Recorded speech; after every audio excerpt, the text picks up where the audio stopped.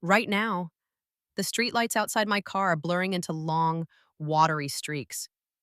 My 6-year-old son, Leo, is silent in the back seat, his quiet presence a heavy weight in the air. We were supposed to be at my parents' house, laughing over pumpkin pie.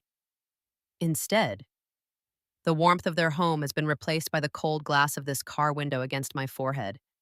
My own parents just kicked us out of Thanksgiving dinner all to appease my younger sister, Chloe. They chose her manufactured drama over their daughter and their only grandson. And the deepest, most bitter irony of it all for the past 5 years, I'm the one who's been paying their mortgage. If they've ever acted like you weren't there until your absence echoed louder than presence, share your story. And if this feels like your table too, like and subscribe. My name is Olivia. For the last 5 years, I've told myself that family is about showing up, no matter what.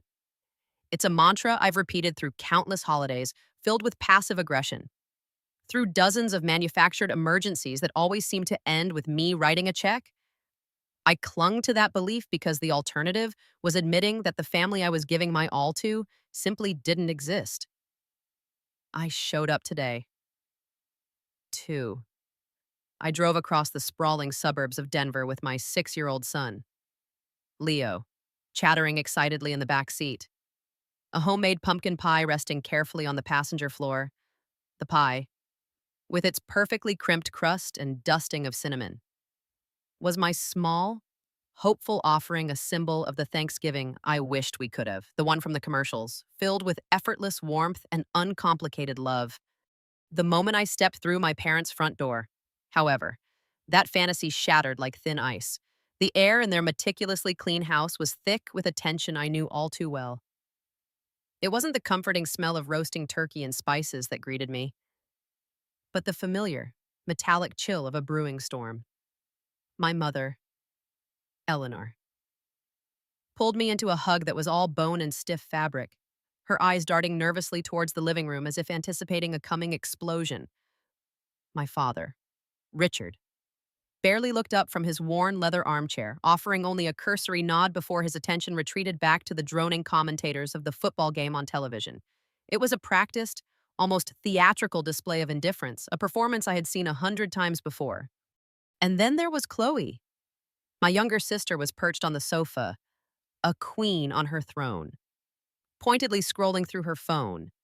She was wrapped in a cashmere sweater I recognized, one I'd bought for my mother last Christmas. She didn't look up, didn't acknowledge my presence in any way. I watched as Leo, oblivious to the undercurrents, ran up to her with a bright smile. "Aunt Chloe," he chirped. She offered him nothing more than a limp, dismissive pat on the back before her eyes flickered back to the glowing screen in her hands. A familiar ache tightened in my chest. But I pushed it down, telling myself to rise above it, to be the bigger person for Leo's sake. I guided him towards the kitchen, my hand a gentle pressure on his small back. I carried the pie into the heart of the house, placing it on the granite counter among an array of other dishes. "It smells wonderful in here." "Mom," I said, my voice straining for a cheerfulness I didn't feel. She gave me a weak, distracted smile, her hands fluttering nervously as she adjusted a serving spoon by a fraction of an inch. "Thank you, dear. Just find a spot for your coats." The entire interaction felt hollow, a script we were all tired of reading. The fragile charade of civility fell apart 20 minutes later. I was helping Leo with the zipper on his jacket when Chloe finally made her move. She stood up, her movements sharp and deliberate, and stalked into the kitchen. She didn't speak to me, but to our mother, her voice pitched just loud enough for everyone in the open plan house to hear. "I can't do this," she announced, her tone dripping with a carefully cultivated distress. "I cannot be expected to sit at a table and pretend everything is fine with someone who is actively trying to ruin my life." I froze, my hands still on Leo's shoulders. The accusation, vague yet venomous, hung in the air. I could feel my heart begin to pound, a slow, heavy drumbeat of dread against my ribs. My mother, a veteran enabler, rushed to her side. "What is it, sweetie? What's wrong?" Tell me what happened. Chloe finally turned her gaze on me, her eyes cold and glittering with a triumph that made my stomach churn.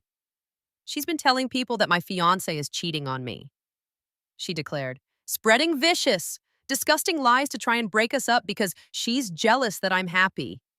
The accusation was so breathtakingly absurd, so completely untethered from reality, that for a moment I could only stare at her in stunned silence. I barely knew her fiance and had never spoken a word about him to anyone. But as I looked at my parents' faces, I saw no flicker of doubt, no hint of a question. There was only a weary, profound disappointment directed entirely at me.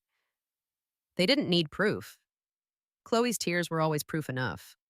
My father muted the television, the sudden silence amplifying the tension in the room. He heaved a sigh, the sound of a man burdened by a problem he had no intention of solving fairly. Olivia, he said, his voice low and firm, not with anger, but with a chilling finality.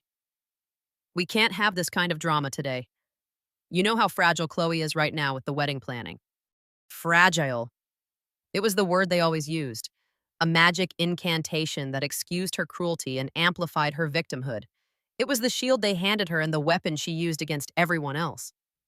I opened my mouth to defend myself, to dismantle the ridiculous lie, but my mother cut me off before a single word could escape.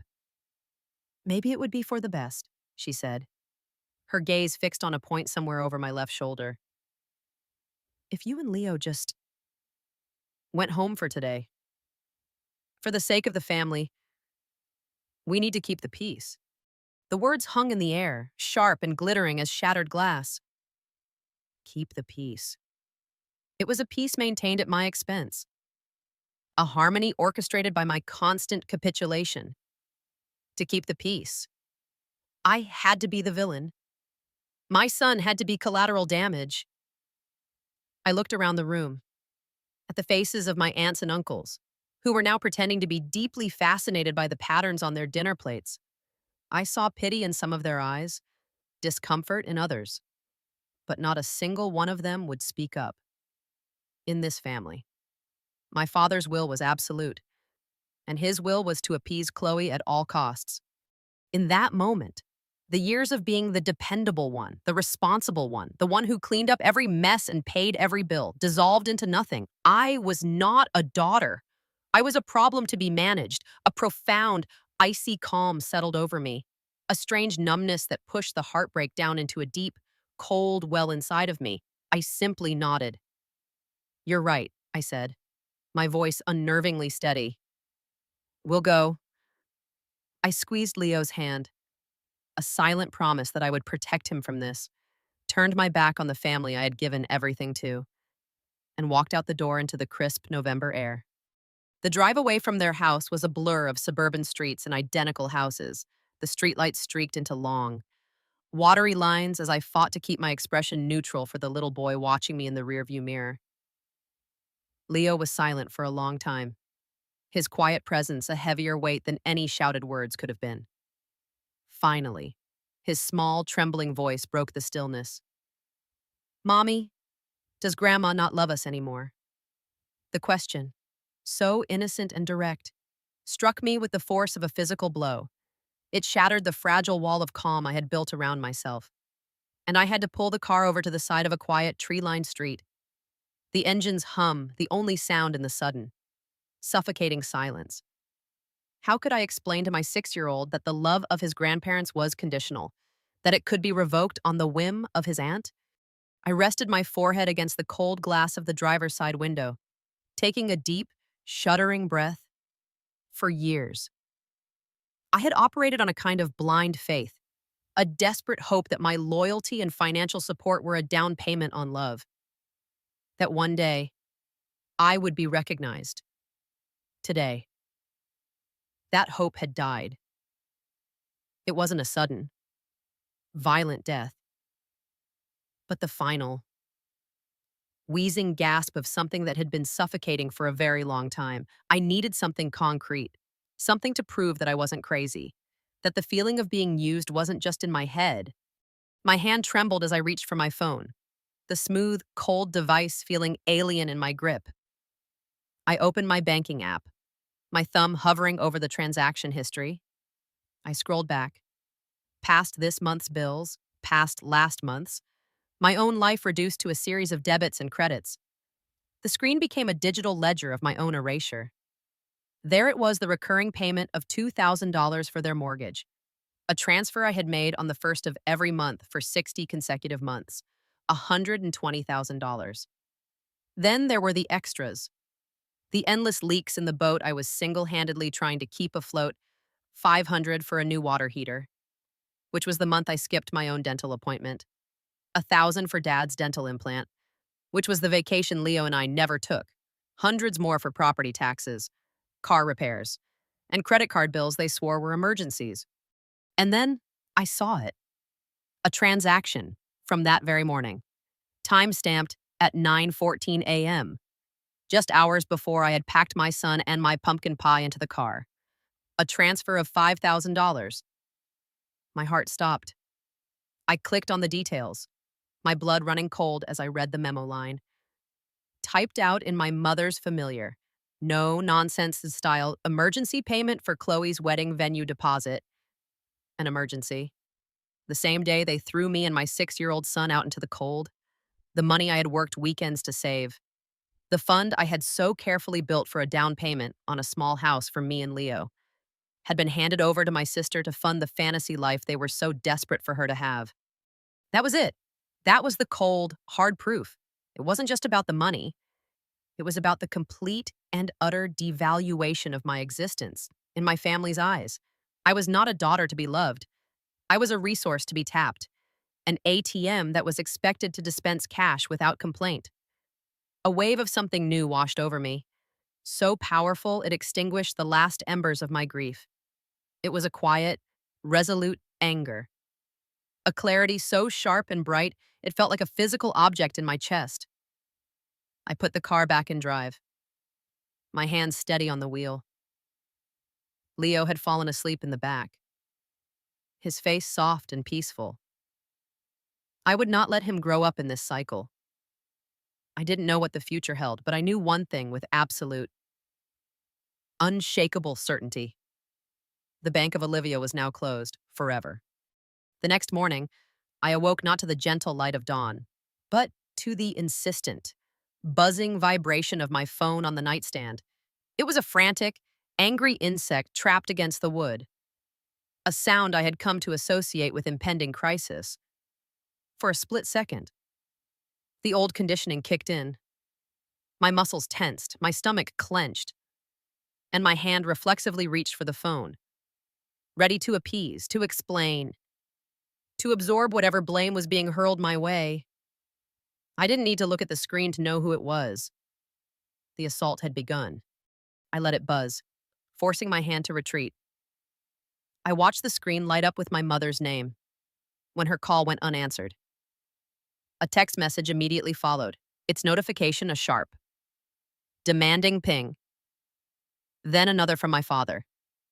His calls always more infrequent, but carrying an unspoken weight of authority. Then, predictably, a call from a number I didn't have saved, but knew belonged to Chloe.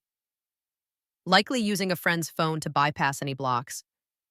It was a coordinated, multi-front attack, a familiar tactic designed to overwhelm, exhaust, and ultimately force a response.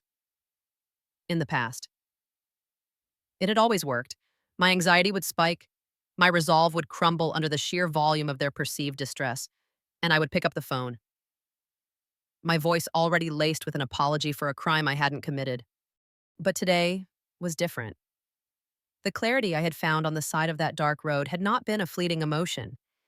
It had settled deep within my bones, solid and unshakable as granite. I picked up my phone, my thumb hovering over the green accept icon out of sheer muscle memory.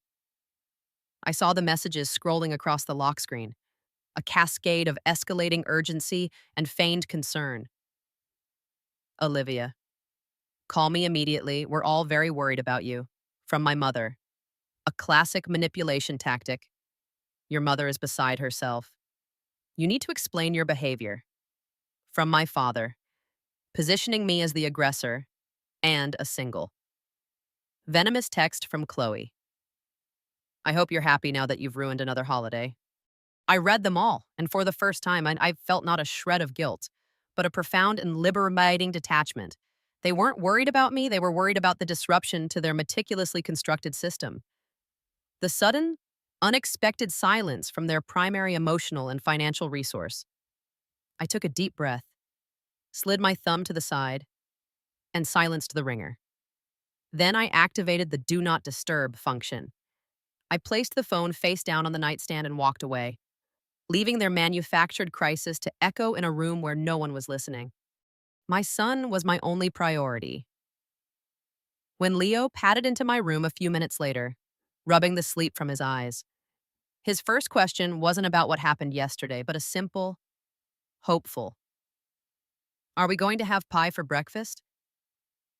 I knelt down and pulled him into a hug, burying my face in his messy hair, inhaling the simple, clean scent of him. A genuine smile, the first in what felt like an eternity, spread across my face. "We're going to have something even better," I told him, my voice bright. "We're having our own Thanksgiving. Right here, right now, pancake Thanksgiving." His face lit up, the shadows of the previous day vanishing in an instant. We spent the morning in the kitchen, a cloud of flour settling on our clothes and in our hair like a gentle snow. We didn't roast a turkey, but we made a mountain of his favorite chocolate chip pancakes, some of them shaped like dinosaurs and stars. We didn't have fancy china, but we ate off colorful plastic plates while sitting on the floor of the living room, our backs against the sofa. We had a contest to see who could make the silliest face with a whipped cream mustache, and his shrieks of laughter were the most beautiful music I had ever heard. The day unfolded in a haze of simple, uncomplicated joy. After our pancake feast, we declared it Fortress of Leo Day. We dragged every blanket, pillow, and cushion we owned into the living room and constructed an epic, sprawling fortress. We draped sheets over chairs and tucked blankets into the sofa cushions, creating a labyrinth of soft, enclosed spaces. Inside our fabric castle, illuminated by the soft, multicolored glow of a string of fairy lights we'd rescued from the Christmas decoration box, the outside world and its demands ceased to exist. There were no expectations, no judgments, no carefully worded insults disguised as helpful advice. There was only the sound of Leo's giggles, the smell of warm blankets, and the comforting weight of his small body curled up next to mine as we watched animated movies back to back. It was in the quiet darkness of our fortress, during a lull in a movie about a lost fish finding his way home, that a memory from long ago surfaced, unbidden, but with a clarity so sharp it felt like yesterday. I was 16, a painfully shy sophomore in high school. Chemistry was my nemesis, a confusing jumble of formulas and equations that I struggled to understand. I had been studying for weeks for the final exam, my textbook filled with highlighted passages and desperate notes. Chloe, a freshman, had the same teacher later in the day and the night before the test. She had breezed into my room, complaining about how unfair it was that she had to study. I, the ever dutiful older sister, had spent 2 hours trying to help her, showing her my notes and explaining the concepts I had just barely managed to grasp myself. The next afternoon, I was called into the principal's office. The room was suffocatingly quiet, smelling of floor polish and old paper. On the polished desk between the principal and my chemistry teacher lay a copy of the exam and a cheat sheet, written in what was unmistakably my handwriting, a perfect replica of the study guide I had made for myself. Someone, they said, had seen me drop it in the hallway after my exam period. I was stunned, speechless. I tried to explain that it wasn't mine, that it must have been Chloe, that she must have taken it from my room and copied my notes. But my frantic, flustered defense was weak against the tangible evidence. My parents were called. They arrived looking not angry, but deeply, profoundly disappointed in me. Chloe stood beside them, her eyes red-rimmed, a perfect picture of a heartbroken little sister. She claimed she had no idea how it happened, that she was just so worried about me and the pressure I was under. My parents didn't question her for a second. They saw her tears, her fragility, and their verdict was sealed. I was grounded for the entire summer. My phone was taken away, my social life erased. I spent those 3 months in a lonely, silent prison, watching from my bedroom window as my friends went to the beach and to parties. I was the family disgrace, the cautionary tale they would use for years. 2 years later, Chloe, in a rare moment of careless gloating after a fight, had admitted it. "It was so easy," she'd smirked, flipping her hair over her shoulder. "They'll always believe me. You try too hard, and it makes you look guilty." And she was right. They always had. The memory was a cold stone in my gut, a reminder that the betrayal of yesterday wasn't an isolated incident, but the predictable, painful culmination of a lifetime of them. I looked down at Leo, who was now fast asleep, his breathing soft and even against my arm. I would not let him grow up in that system. I would not teach him that love meant making yourself smaller to accommodate someone else's ego. The quiet peace of our day, the simple act of creating our own happiness from scratch, had given me the final piece of strength I needed.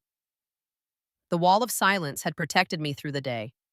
Now it was time to fortify it with concrete action. That evening, after I had tucked Leo into bed, his dreams no longer troubled by his grandmother's rejection, I sat down at my small kitchen table. The apartment was quiet, the only sound the gentle hum of the refrigerator.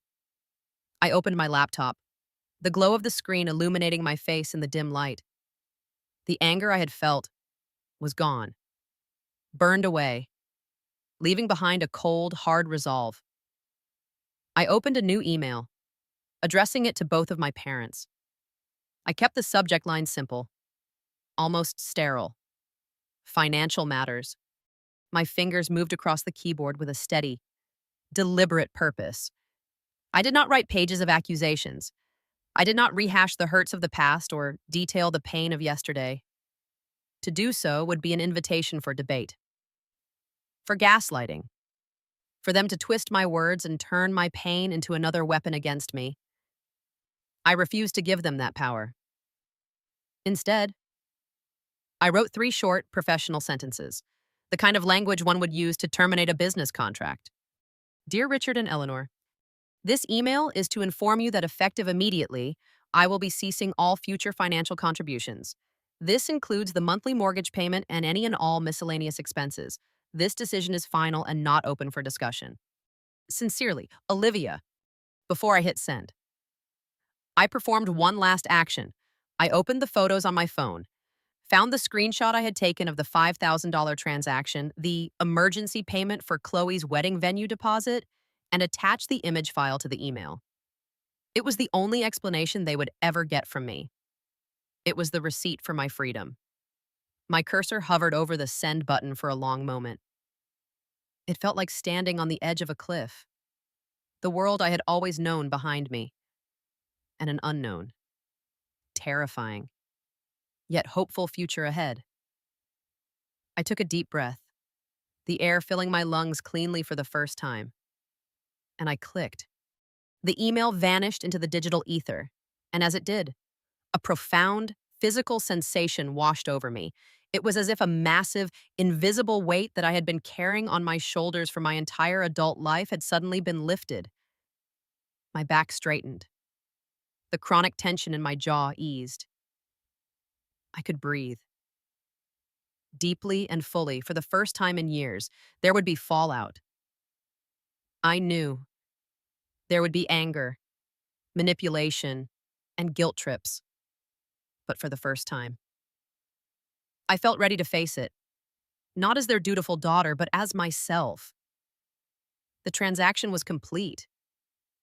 I had finally paid the price for my own liberation. The silence that followed my email was more unnerving than any immediate explosion would have been. For 2 full days, my phone remained quiet.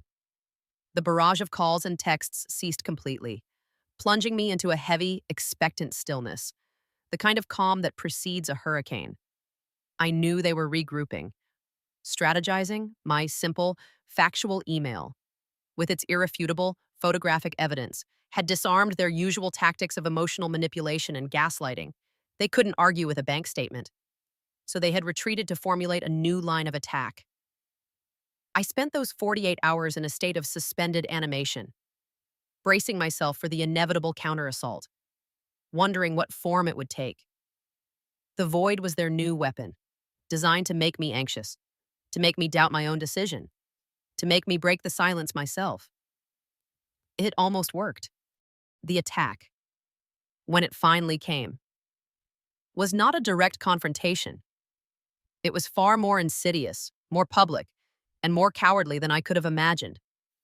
On the third day, a message popped up on my phone, not from my family, but from an old friend from college named Sarah. It was a screenshot, sent with a simple, ominous caption, "Have you seen this?" My heart sank as I opened the image. It was a Facebook post from Chloe. Her profile picture was a professionally taken photo of her and her fiancé, both of them beaming, a perfect portrait of aspirational happiness. And beneath it was a wall of text, a masterfully crafted narrative of victimhood so divorced from reality it felt like a piece of fiction. The post began with a vague, dramatic sigh. "I've debated whether to post this as I'm a very private person." It read, a classic opening for maximum public consumption. But the events of this past Thanksgiving have left my family and me so heartbroken that I feel I have to speak my truth. My blood ran cold as I continued to read. She painted a picture of a wonderful family holiday, a table laden with food and love, brutally shattered by my arrival. She claimed I had been cold and hostile from the moment I walked in, radiating jealousy over her engagement and her happiness. The centerpiece of her story was a complete fabrication, she wrote, that I had cornered her in the kitchen, whispering cruel, vicious things about her fiancé's fidelity. And when she had tried to walk away, I had grabbed her arm, my face twisted with rage. The lie was breathtaking in its audacity. She described how she had burst into tears, how our poor, elderly parents had been forced to intervene to protect her from my unhinged and aggressive behavior, she wrote. It was one of the most painful moments of my life, having to watch my own parents ask my sister to leave, but they had no choice. My safety and well-being had to come first. She concluded the post with a flourish of manipulative grace. "I am praying for my sister. I hope she gets the help she so clearly needs. Our family will always love her, but we cannot enable her destructive patterns any longer." To complete the performance, she had attached a photo. It was an old picture from a Christmas years ago of the four of us, my parents, Chloe, and me smiling in matching sweaters, a relic from a time when the cracks in our family foundation were still hidden from view, now repurposed as evidence of the happy family I had supposedly destroyed. The comments section was a torrent of misplaced sympathy. Distant relatives and my parents' friends, people who had only ever seen the carefully curated surface of our family, rushed to offer their support. "Chloe, you are so strong and brave for sharing this. I am so sorry you had to go through that. Sending love and prayers," an aunt commented. "I knew something was off with Olivia. She always seemed so cold." Each comment was a small, sharp blade, carving me out of my own history. My entire life was being rewritten by my sister's lies. And the jury of public opinion, armed with only her side of the story, had already reached its verdict. I was the villain, the jealous, unstable, aggressive older sister who had finally gone too far. The urge to defend myself was a physical fire in my throat. I wanted to reply, to post my own evidence, to expose her lies for the entire world to see. But I knew that was exactly what she wanted. It would be a trap, pulling me down into a messy, public feud where the person who cried the loudest would be declared the winner. And I could never outcry Chloe. I closed the app, my hands shaking with a mixture of rage and a profound, helpless sorrow. I spent the rest of the day in a fog, the ghost of Chloe's words haunting every quiet moment. I tried to focus on my work, but the false narrative played on a loop in my head. I took Leo to the park, but I found myself scanning the faces of other parents, wondering if they had seen the post, if they were judging me. My sister hadn't just cut me off from the family, she was attempting to poison every other part of my life, to isolate me completely. By evening, I felt emotionally exhausted, fragile and raw. It was then that my phone rang. I glanced at the screen, expecting another unknown number from Chloe's camp. But it was a name I hadn't seen in months, Aunt Carol. My Aunt Carol was my mother's younger sister. She was a quiet, gentle woman who had always been a peripheral figure in my life, present at holidays, but never one to cause a scene or take a side. She had been there on Thanksgiving, one of the silent figures in the background, her eyes fixed on her plate. I hesitated, my thumb hovering over the screen. I wasn't sure I had the strength for another difficult conversation, but something made me answer. "Hello," I said, my voice barely a whisper. "Olivia." "It's Carol," she said. Her voice was hesitant, laced with an unfamiliar note of guilt. I I hope this is an okay time. I needed to call." There was a long pause, and I could hear her take a shaky breath on the other end of the line. "I saw Chloe's post on Facebook," she said finally. "A friend sent it to me, and Olivia, I am so sorry." The sincerity in her voice was so unexpected that it brought tears to my eyes. I'm sorry for what she wrote, and I am sorry for what happened on Thanksgiving. And most of all, I'm sorry that I just sat there and said nothing. I've been feeling sick about it ever since. "It's okay, Aunt Carol," I said, though it wasn't. "You didn't have to get involved." "Yes, I did," she insisted, her voice gaining a bit of strength. "I did.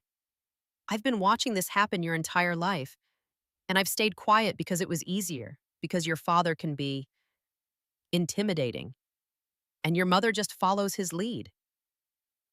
But what they did to you and that sweet little boy, it was cruel. It was unforgivable. And what Chloe is doing now is just evil." She paused again. "There's something you need to understand. Olivia, something I should have told you years ago, it doesn't excuse anything, but it might explain it." I listened, my heart pounding, as my aunt began to speak. "Do you remember when you and Chloe were little, and Chloe was always getting sick, the colds, the bronchitis, the asthma?" I did remember. Chloe's childhood had been punctuated by doctor's visits, by the hiss of a nebulizer in the middle of the night.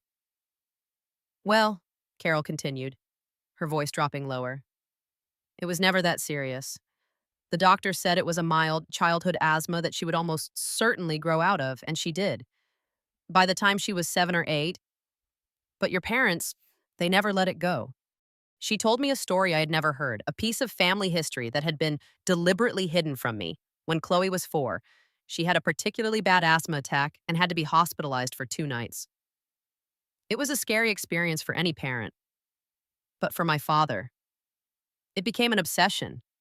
He saw her as fragile, breakable, and my mother, always eager to please him, followed suit. They started treating her like she was made of glass, Carol explained. Anything that might upset her or cause her stress was forbidden. I remember one Christmas, you were about 9, and you got a beautiful doll you'd wanted all year. Chloe decided she wanted it. You said no, and she threw a tantrum. Instead of disciplining her, your father took the doll from you and gave it to her. He told you, "Don't be selfish.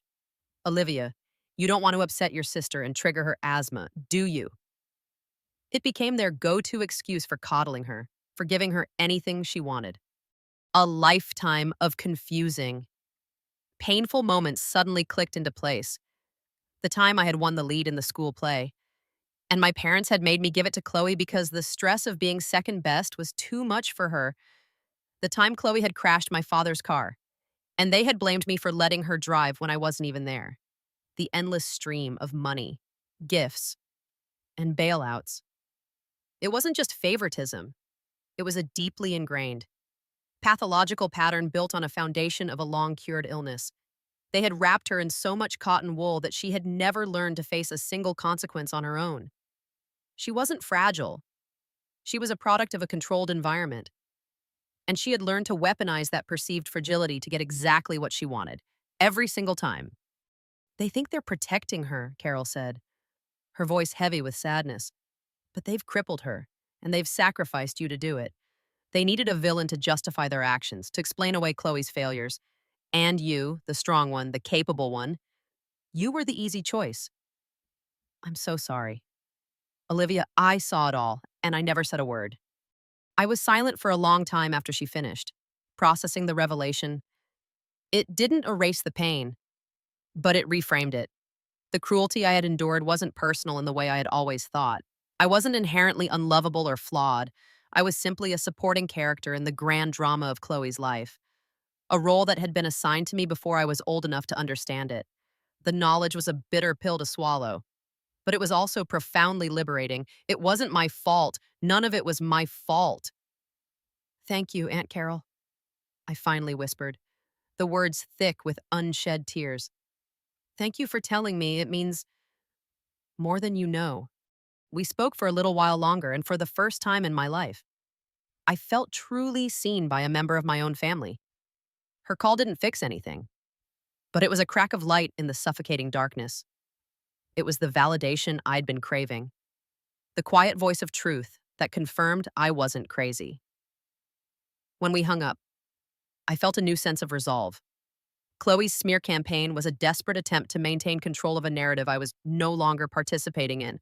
Let her scream into the void. I had the truth, and for the first time, I felt like that was enough. The 2 weeks that followed my conversation with Aunt Carol were a period of strange, quiet transformation. The knowledge she had given me acted as an anchor, holding me steady against the lingering waves of guilt and anger. It didn't erase the hurt, but it contextualized it, allowing me to see my family not as a monolithic force of malice, but as a collection of deeply flawed individuals trapped in a dysfunctional system of their own making. Armed with this understanding, I focused on building a new, quieter life for myself and Leo. We fell into a gentle routine, punctuated by small joys that I had previously been too stressed to fully appreciate.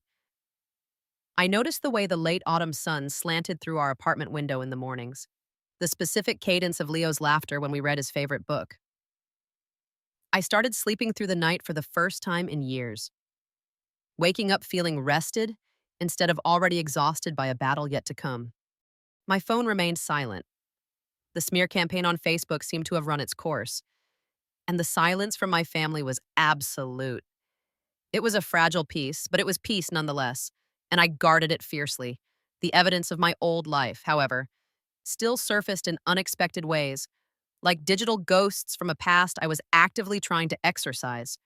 An automated notification from the car dealership where my father had bought his oversized SUV, a vehicle I had made the down payment on as a birthday gift, popped up in my inbox. Then, a shared calendar alert for my mother's dental cleaning, an appointment I had scheduled and was expected to pay for.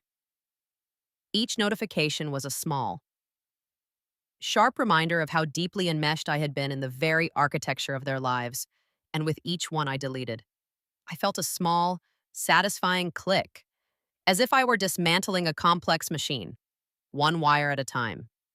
The real cracks in their foundation began to show about 2 weeks after my final email.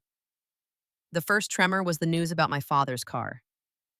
I heard about it through Aunt Carol, who had become my reluctant but steady source of information. She called one evening, her voice low and conspiratorial. Richard's car broke down on the highway, she reported. The transmission is completely shot. The mechanic quoted him a price that made his face go white. I felt a flicker of something not satisfaction. Exactly. But a cold, detached sense of inevitability.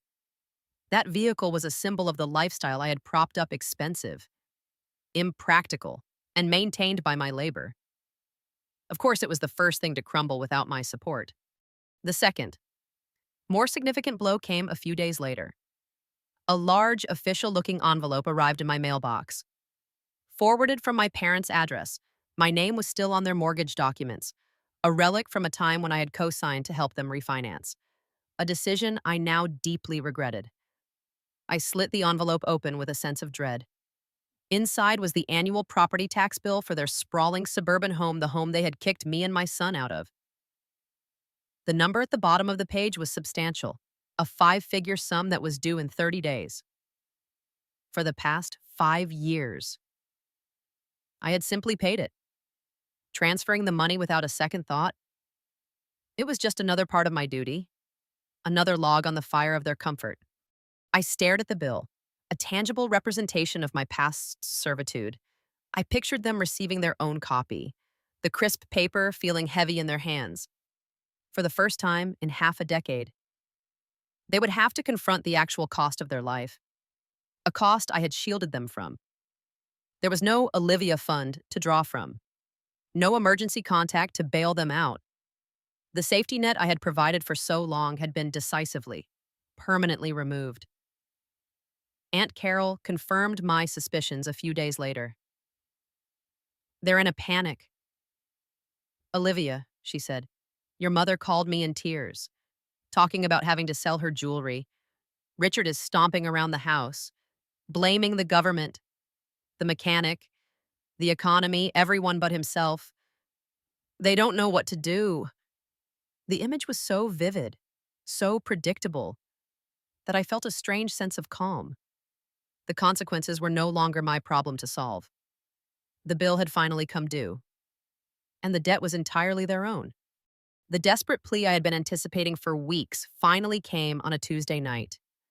I was giving Leo his bath, the small room filled with the warm, clean scent of soap and the sound of his happy splashes. My phone, left on the kitchen counter, began to ring. I almost ignored it, but a glance at the screen showed my father's name. A cold knot formed in my stomach. This was it. This was the test. I dried my hands on a towel, took a deep, centering breath, and walked into the kitchen, closing the bathroom door behind me to shield Leo from whatever was about to happen. I let it ring 2 more times, a small act of reclaiming power. Before I answered, "Hello," I said, my voice even and calm. "Olivia," my father's voice boomed through the phone, a familiar mixture of forced joviality and underlying tension. "I was beginning to think you'd forgotten about your old man."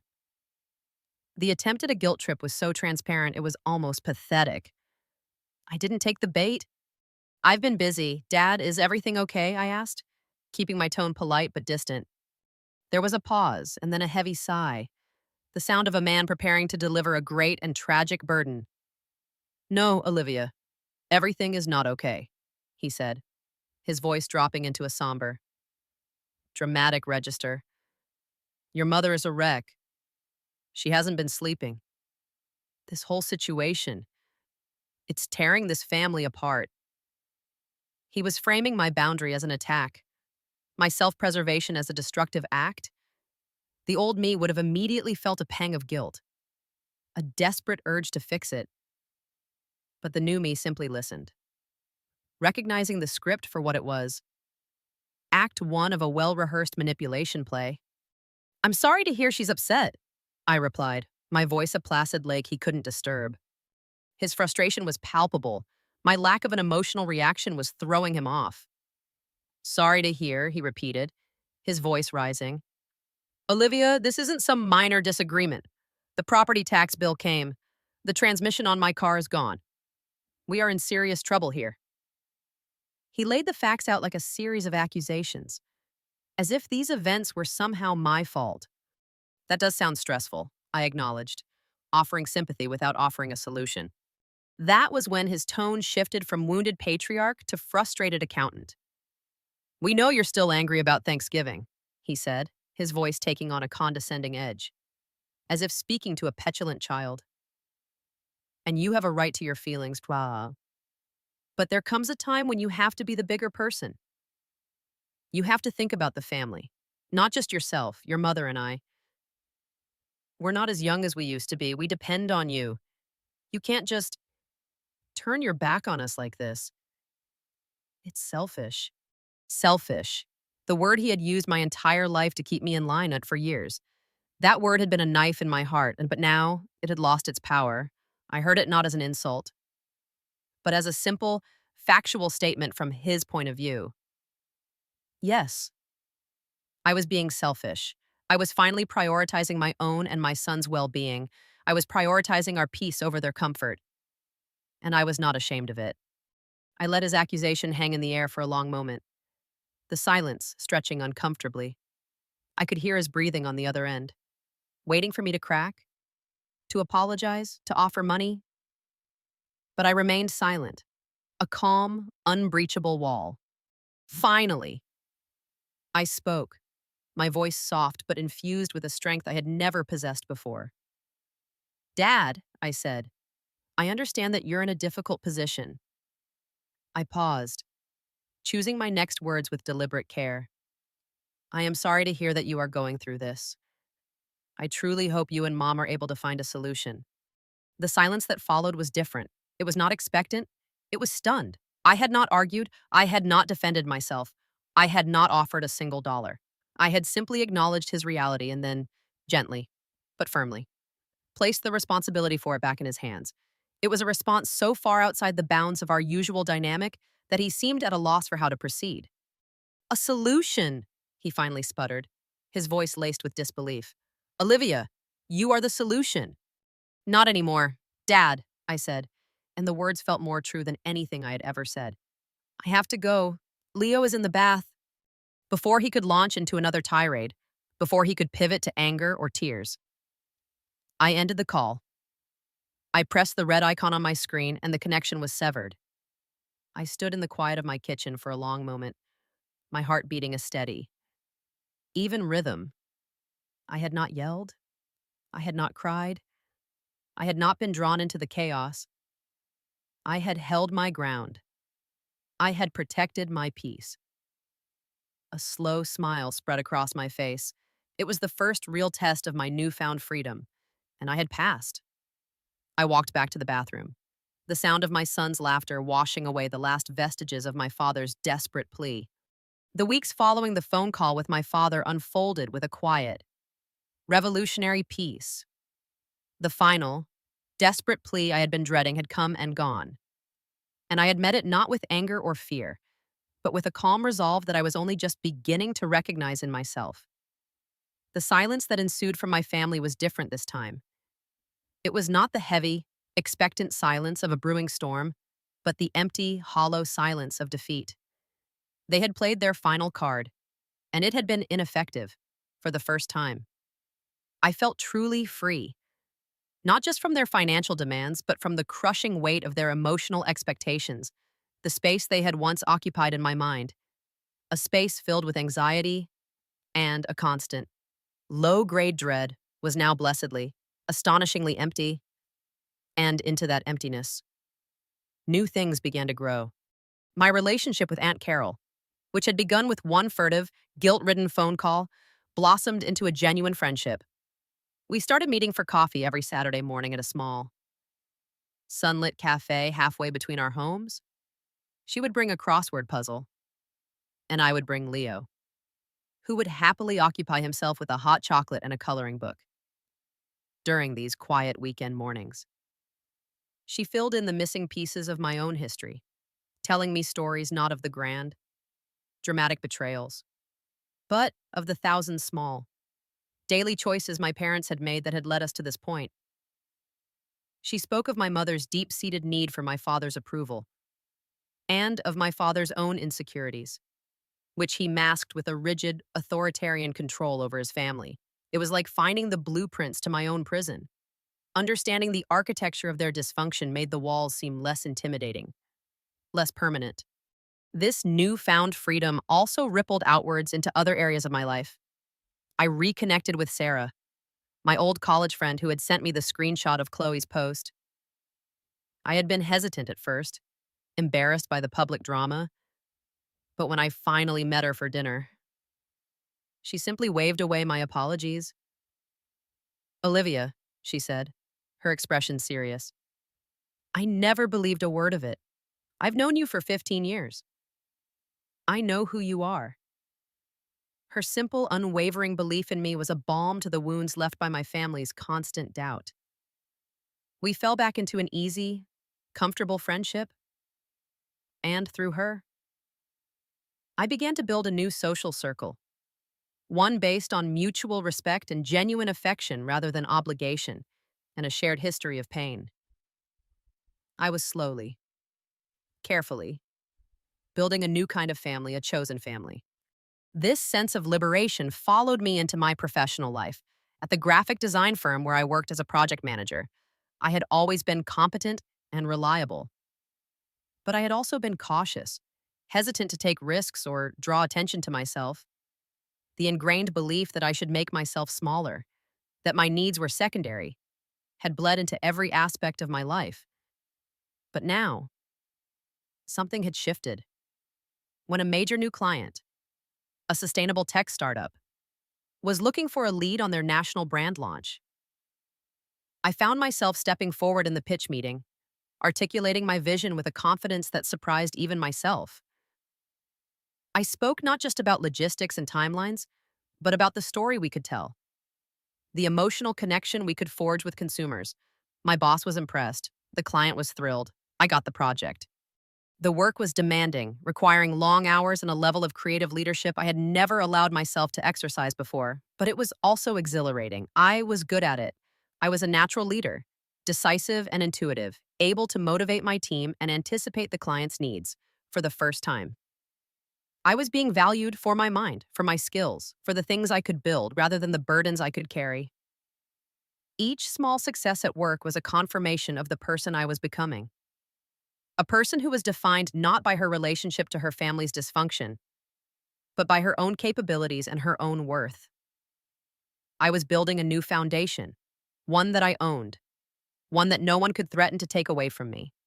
The invitation arrived in a thick, cream-colored envelope. My name and address written in my grandmother's elegant, looping script.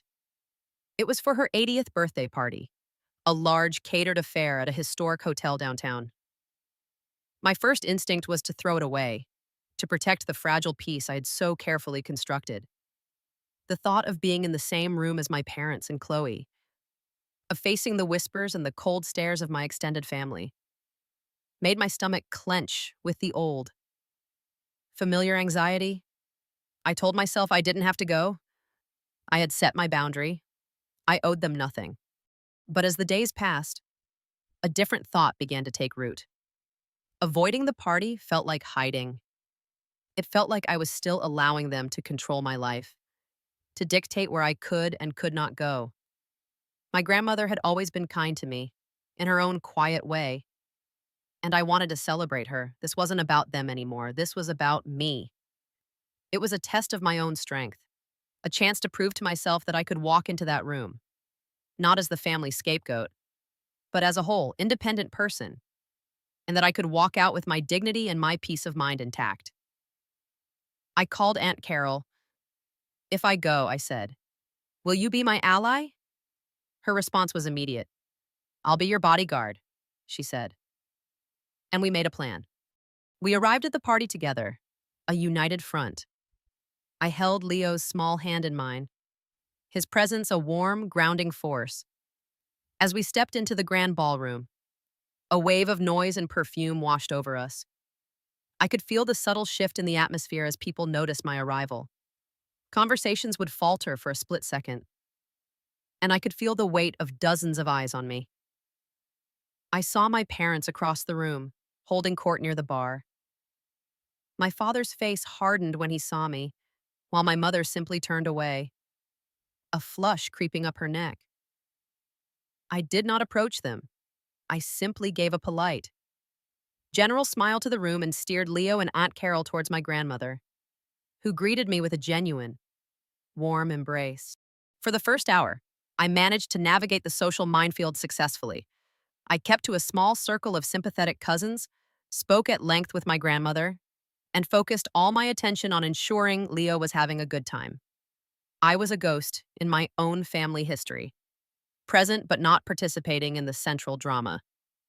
I could feel Chloe's eyes on me from across the room, but I refused to meet her gaze.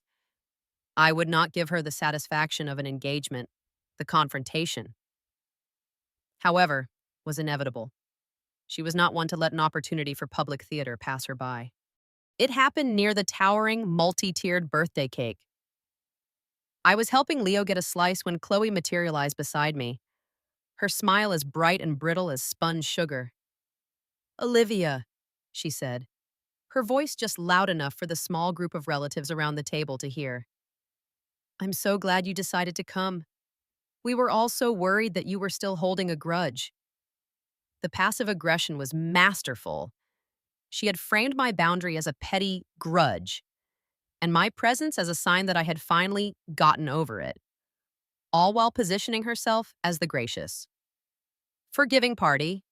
The old me would have stammered, or blushed, or simply walked away in defeat. But the old me was gone.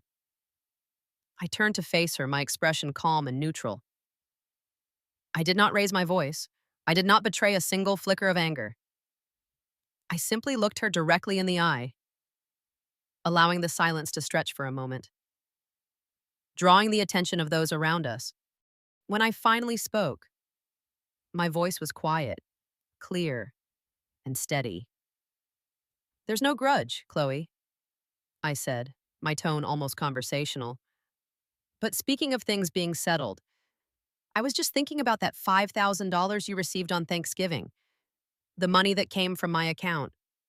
I paused, letting the specific, factual detail land in the suddenly silent air. The smiles on the faces of my nearby relatives faltered. "Perhaps," I continued, my voice still even, "you should focus on using that to solve your own problems, instead of spending your time creating new ones for everyone else." The effect was instantaneous and absolute. A collective, sharp intake of breath seemed to pass through the small crowd. Chloe's perfectly constructed mask of sweet concern shattered, her face paling, her mouth opening and closing silently like a fish. She had expected a fight, an emotional outburst, something she could twist and use as further evidence of my instability. She had not expected the cold, hard, and verifiable truth, delivered with the calm precision of a surgeon's scalpel. I did not wait for her response. I had not come for a fight. I had come to state a fact. I gave her a small, final nod, took Leo's hand, and turned away from the cake table, with Aunt Carol trailing behind us like a proud honor guard. I walked calmly and deliberately across the ballroom floor, past the stunned faces of my relatives, past the shocked and furious glare of my father, and out the grand doors into the cool night air. I had not raised my voice. I had not caused a scene. I had simply spoken the truth. And in that room, the truth was a bomb. As the doors swung shut behind me, I felt not a sense of victory, but a profound, quiet sense of closure. The performance was finally over. The aftermath of my grandmother's birthday party was not the explosion of anger I had anticipated, but a profound and telling silence. It seemed my quiet, factual statement at the cake table had done more damage to their narrative than any shouting match ever could have. The truth, spoken plainly and without emotion, had left them with no ground to stand on, no way to twist me into the villain. According to Aunt Carol, the rest of the party had been a tense, subdued affair. Chloe had retreated to a corner, refusing to speak to anyone, while my parents had left early, their faces grim, for weeks. There was nothing. No angry phone calls, no manipulative texts, no other public declarations on social media. It was as if by finally holding up a mirror to their behavior, I had rendered them speechless. I used that time to pour my energy into my new project at work and into creating a stable, joyful home for Leo. The piece was so complete that I almost began to believe the war was truly over. But the patterns of a lifetime are not so easily broken. One rainy Tuesday afternoon, about a month after the party, my doorbell rang. I wasn't expecting anyone. I peered through the peephole and my heart dropped. It was my mother, standing alone on my doorstep, looking smaller and older than I had ever seen her. She was holding a small foil-covered dish, a peace offering in the form of what I knew was her signature apple crumble. My first instinct was to pretend I wasn't home. My second was to open the door just a crack and tell her I was busy. But as I looked at her hunched shoulders, at the rain darkening the fabric of her coat, I saw not a monster, but a deeply unhappy woman, and I felt a flicker of the old, familiar pity. I took a deep breath, reminded myself that my home was my territory and my peace was my own, and I opened the door. "Mom," I said, my voice neutral, "what are you doing here?" Tears immediately welled in her eyes, as if my simple question had been the final straw. "Olivia," she began, her voice thick and trembling. "Can I please just come in for a minute? I brought you some crumble." It was a classic move, leading with a gesture of care to soften the recipient for the manipulation to follow. I hesitated for a moment, then stepped back, holding the door open. I would hear her out, but I would not be swayed. This was my home, and the conversation would be on my terms. She bustled into my small, tidy apartment, her eyes darting around, taking in the framed pictures of Leo on the wall, the fortress of blankets still standing proudly in the corner of the living room. She placed the crumble on my kitchen counter. "Your father doesn't know I'm here," she said, as if this were a great act of bravery, a secret alliance between us. "He's just so stubborn." But I couldn't stand it anymore, this silence. "It's just awful." She finally turned to face me, her face a carefully constructed mask of sorrow. "I came here to apologize. Olivia, what happened at Thanksgiving? It was a terrible misunderstanding. Things just got out of hand." I simply stood there, my arms crossed, waiting. I did not offer her a seat. I did not offer her a tissue. I just waited for the rest of it, because I knew it was coming. "I am so sorry that you felt so hurt," she said, the words tumbling out in a practiced rush. "It breaks my heart to think of you and little Leo, all alone. It was never our intention for you to feel pushed out." She had managed to apologize for my feelings, not for her actions. It was a subtle but crucial distinction. She wasn't sorry for what she did. She was sorry for how I had reacted to it. "But you have to understand," she continued, leaning forward, her voice dropping to a confidential whisper. "Chloe, she was just so stressed about the wedding. She gets these ideas in her head, and she's so fragile. You know how she is. We were just trying to keep the peace, for everyone's sake." And there it was, the excuse, the justification that invalidated the entire apology. She was still protecting Chloe, still positioning her as the delicate, blameless victim. My anger, which I thought had been extinguished, flickered faintly, but it was a cool, distant flame now, not a raging inferno. I looked at my mother, at her tear-streaked face and her desperate, pleading eyes, and I felt not rage, but a profound and weary sadness. She was never going to get it. She was so trapped in her role as Chloe's protector that she was incapable of seeing the truth. I let the silence sit between us for a long moment before I spoke, my voice gentle but firm, like a teacher explaining a difficult concept to a student who refuses to learn. "Mom," I said, "I appreciate you coming here. I appreciate the apple crumble, this song. But that wasn't an apology." Her face crumpled in confusion. "What are you talking about? I just said I was sorry." "You said you were sorry that I felt hurt," I clarified. "And then you immediately followed it with an excuse for why you did it. A real apology, a genuine one, doesn't come with a but. It doesn't try to justify the behavior. It starts by acknowledging what happened.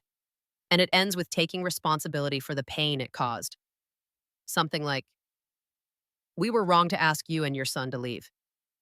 It was a cruel and unfair thing to do, and we are so sorry for the pain we caused you.' Full stop. No excuses about Chloe's fragility or keeping the peace."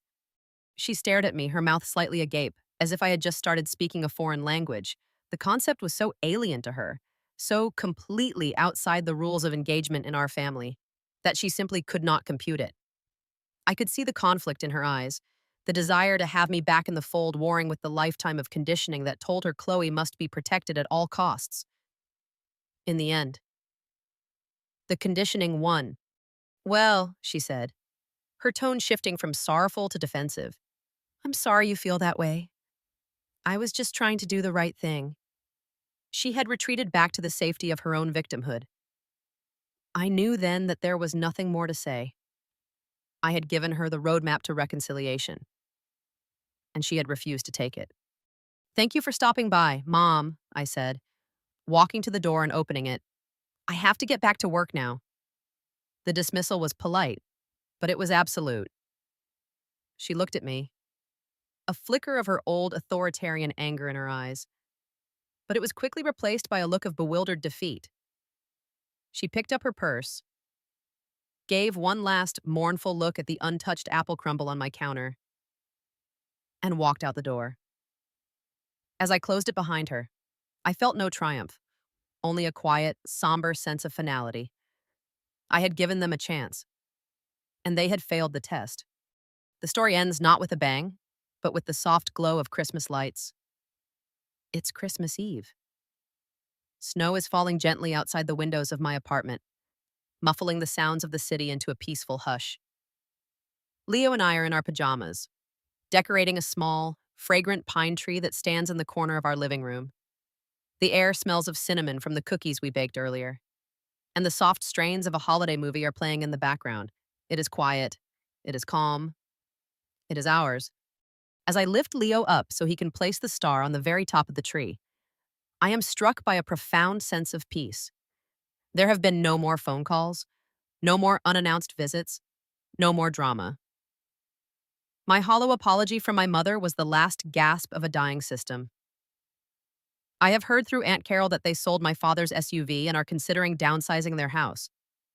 Chloe's wedding is still on, but it is a smaller, less extravagant affair than she had planned. I feel no joy in their struggles, no sense of vengeful satisfaction. Their life is simply not my problem anymore.